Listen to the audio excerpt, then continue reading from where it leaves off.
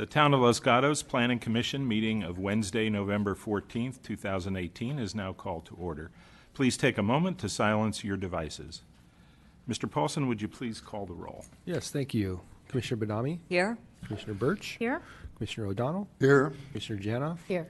Commissioner Hanson? Here. And Vice Chair Hudas. Here. I'd like to ask that everyone join Commissioner Birch to the Pledge of Allegiance. Pledge allegiance to the flag of the United States of America and to the republic for which it stands, one nation, under God, indivisible, with liberty and justice for all. So I've been asked to chair the meeting this evening upon the resignation of Michael Kane. I'd like to take a second to thank Michael for his service to the town and his sense of duty. Although he and I may not have agreed on several items, I have the utmost respect for Michael and his significant devotion to many areas, including protecting the hillsides. Thank you, Michael, and thank you to staff and other commissioners as I manage my way through this meeting. As the Planning Commission conducts this meeting this evening on behalf of the Town Council and residents of Los Gatos, we encourage active participation, which is essential for democracy and critical to the work of the Planning Commission. That participation can occur through written comments about agenda items submitted to the staff prior to a meeting, which are always welcome and helpful. And during the meeting, there are two opportunities for members to participate. During verbal communications period, an individual may speak on any topic not on the agenda, and during the hearing on a specific item, any member of the public may speak about that item that is on the agenda. If you wish to address the Commission tonight during verbal communication period or during the consideration of an agenda item, please complete a speaker card located on the back of the benches where you're seated. Turn the card into a staff member. Please print your name clearly so I can try to manage it. When you speak, I ask that you come up to the podium and adjust the microphone so that you are speaking directly into it. Please state your name and address for the record. In fairness to all who want to speak at this meeting, it's requested that you limit your comments to 3 minutes. In addition to their service on the Planning Commission, members of the Commission serve on several town committees. Are there any reports tonight? Commissioner O'Donnell. We had a joint meeting with the Town Council representatives and the Planning Commission representatives on the proposal of the property located just, I forget the address at the moment, just down the block from the coffee roasting place with the American flag painted. You'll all know that. 25 on the East side. Main, I think. Yep. And so the two architects were present representing the owner, and they basically wanted our feedback. They had already appeared before the Historical Preservation Committee and gotten that feedback. And so we had a good discussion, and they're going to come back and make some changes based on this discussion, but they made a number of changes based on the HPC's suggestions too. So at the moment, there is no application filed. So those two meetings have been advisory only, but I thought it was a good meeting, and we were only missing Michael, and we did miss Michael. Okay, thank you. Commissioner Hanson. On October 30th, the General Plan Advisory Committee, of which the planning commissioners represented on that are Commissioner Birch, Commissioner Janoff, and myself, met for the first time. And we're kicking off the process of updating the general plan for actually the 2040 time period. So this is a 20-year time frame, whereas our last general plan update was for a 10-year time frame. And so this is a great opportunity for all of our residents and business owners to give input into the general plan process. But it is only the beginning. What we did in our first meeting is we established the chair and vice chair. I'm the chair of the GPAC, and Commissioner Janoff is the vice chair of the GPAC. And we discussed the input from the community workshop that was held on October 17th, in which approximately 17 residents attended and gave some input on what are the big issues and opportunities for the town. We discussed one page of their input and took us a couple of hours. So we will be continuing that discussion on December 11th. And as I said, this is the beginning of a 2-year process, so we will be having more meetings, and there will be more joint study sessions with the town council and whatnot. Thank you. Great. Thank you for the report. Are there any matters that the commission would like to discuss, commissioners would like to discuss about the commission itself? Okay, seeing none. We now come to the verbal communications portion of our meeting. Members of the public are invited to address the commission on any issue not on the agenda of tonight's meeting.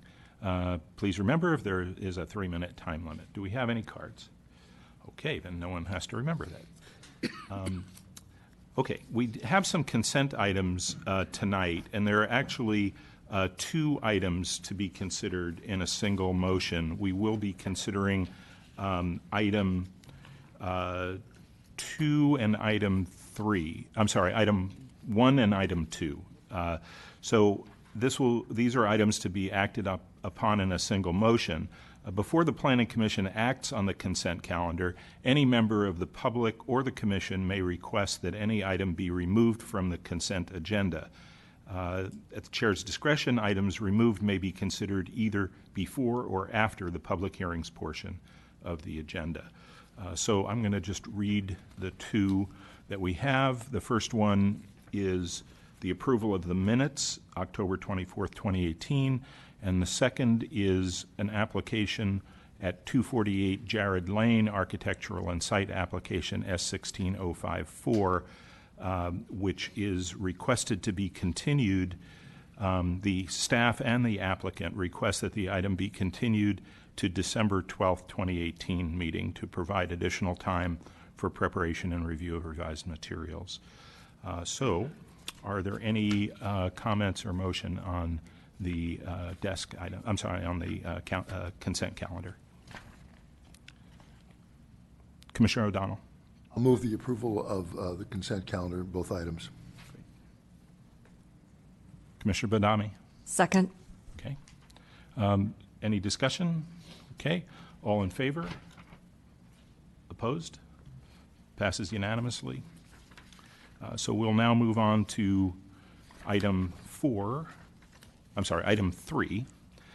which is 14331 and 14341 Browns Lane, subdivision application M18-005 and variance application V-18-001, requesting approval of a variance for the subdivision of one lot into 2 lots on property zoned R18, APN 409-14-035 and 409-14-036.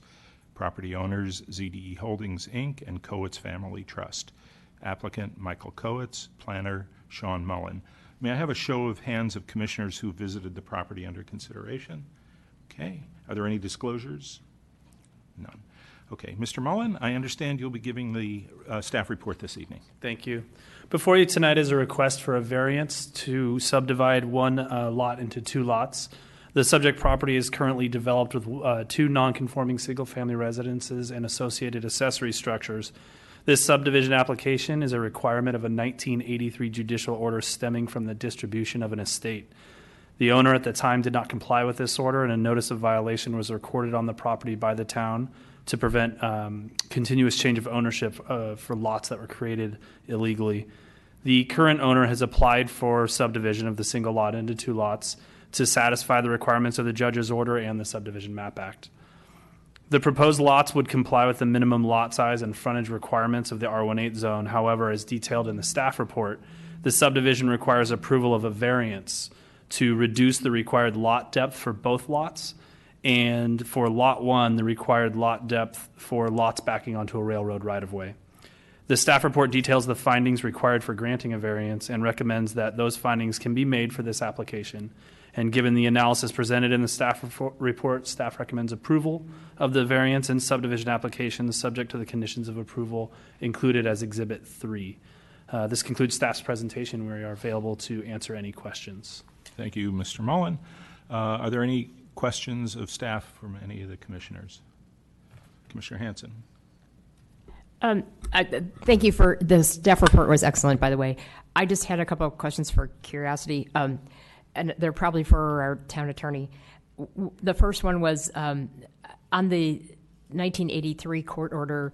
Is there like a statute of limitations on a court order, or is this more of the situation that the land is already subdivided in without being legally subdivided and having two houses? So there is no statute of limitations on it. It's a court order that goes on forever, but it was just, that court order was really just a division of the property. Technically, what should have happened when that court order was done, they should have immediately came to the town and did this subdivision. And it's an interesting history on this property in that when I came in, the file was quite large based on code violations and disrepair of the property. It had quite a colorful history with numerous dogs, flags, everything in the neighborhood that they just couldn't get cleaned up, and that's where the notice of violation. So what happened was you know, there's two houses out there, and one was being sold, and how it was being sold without proper title, I have no idea, but then it would go into foreclosure because they couldn't improve the property. They'd come to the town and say, we want to improve this property, and we'd say, no, you have to do a subdivision, and no one would go through with that process. So it was continually not being improved until where we are now, but the court order never elapses is a short answer for you. Okay, thank you. My other question is about the setback from the railway. It's clear that there's a 125-foot setback. My question was about when there's a variance, do we have the authority? It wasn't mentioned that we didn't, so I assume that is the case. But I wanted to ask a question because when you consider like things that happen with Caltrans, we usually have to go ask Caltrans if it's okay. So I'm assuming that we don't need to ask the Southern Pacific Railway for the variance. I mean, there's already other properties that are within the setback. I saw that in the report. So That's correct. The town wouldn't need to ask permission because this is the town's regulation and not Southern Pacific Railroad. So the request is for a deviation from the town's laws, not a requirement of Southern Pacific. Thank you. Thank you. Other questions for staff? Okay, we'll go to the applicant now, and the applicant has 10 minutes to make a presentation. I have a card from Michael Kowitz. I don't know if I'm pronouncing that correct, but you can correct me when you get up to the mic. Thank you.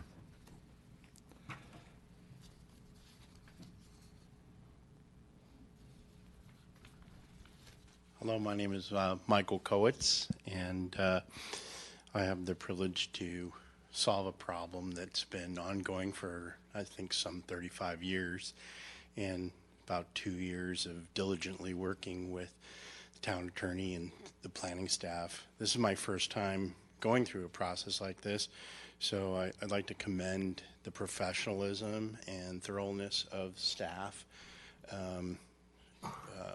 To Joel and Sally and to Sean, who's been really, really helpful. It has an illustrious history previously, and the inheritors received the judicial partition, but failed to follow through on the requirements of the California MAP Act, and that's how we got here. And so we've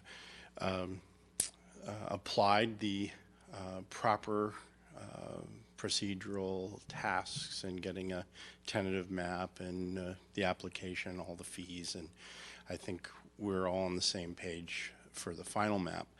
The question that I would have is that the town was forced to put a notice of violation on the two properties, and I'm wondering if the Planning Commission follows through with the recommendation and affirms the recommendation of staff, if the notice of violation would then be rescinded. Of course, we know we need to do a final map and adhere to the requirements that are in Exhibit 3, and we're good with that. But that would be a question that I would have and hope that the Planning Commission would rescind that. Other than questions that you might have of sort of the illustrious history of how this all came to be, I think the staff report was extremely thorough and right on the mark, so I don't know if there's much more that I could add. I'm just excited that we can make Los Gatos a little better, and since we've been cleaning it up, we've had no more complaints. So thank you very much. Okay.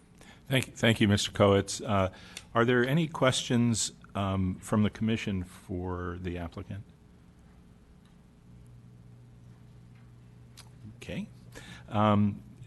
So the question that you raised is one that I just want to let you know we can raise that later when we have questions for staff. So, Okay. Okay, so thank you. So now we will invite comments from members of the public. I don't see any cards, but if anyone would like to speak, we're happy to take your comments. Okay. Seeing none, then we allow the applicant another 5 minutes, if you like, for any rebuttal or any further discussion. I think we're good. Okay, we're good. Okay. So thank you very much. We will now close the public portion of the public hearing and ask if commissioners have any questions of staff on this or wish to comment on the application or perhaps introduce a motion for consideration by the commission. Commissioner Birch. I would like to ask the town attorney the question that was posed by the applicant. Certainly, if approved by Planning Commission and once the final map is approved and filed, we would rescind that notice of violation. Thank you. Okay, any other questions? Okay, comments, motion? Commissioner O'Donnell. I'll make a motion. The motion would be we find that the project is not subject to the California Environmental Quality Act pursuant to the adopted guidelines as set forth in paragraph 1 of paragraph B in our report today, and the states the reasons why it isn't covered. We would make the findings, or the motion would make the findings required of section 292170 of the town code for granting of variance. That's more particularly described in Exhibit 2. And we would make the required findings as required by sections 66,474 of the Subdivision Map Act, further mentioned in Exhibit 2. That would be the motion. Thank you, Commissioner O'Donnell. Do we have a second? Commissioner Birch. I'll second the motion. Okay, the motion has been seconded, so I will now call the question. In favor? Opposed? Motion passes unanimously. So after action by the commission that we've taken, Mr. Paulson, are there any appeal rights regarding this item? There are, thank you. Anyone who's not satisfied with the decision of the Planning Commission can appeal that decision. The decision must be appealed within 10 days. The forms are available in the clerk's office, and there is a fee for filing an appeal. Great. Thank you. And Mr. Paulson, do you have a report from the Director of Community Development, as that's our last item on the agenda? Yes, thank you. So Commissioner Hanson already mentioned the next General Plan Advisory Committee meeting, which will be happening on December 11th here in the chambers at 7 p.m. Additionally, the Planning Commission only has one more Planning Commission hearing before the end of the year, and that will be December 12th. So we'll see you then next for the last Planning Commission meeting. At the last council meeting, the items that the commission would be interested in, or the item was the appointment of board and commission members. And so we had Ms. Hanson reappointed to the commission, and then Reza Tavana, who is currently on the Parks Commission. He was also appointed, so he will be joining us in January. Bob Cowan was reappointed to the Historic Preservation Committee, and Todd Jarvis was reappointed to the General Plan Committee. And so with that, that concludes staff's report.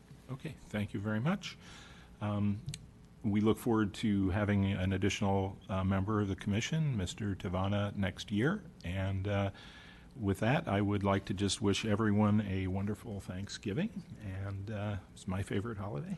And we'll see you all in December. Thank you. Meeting's adjourned.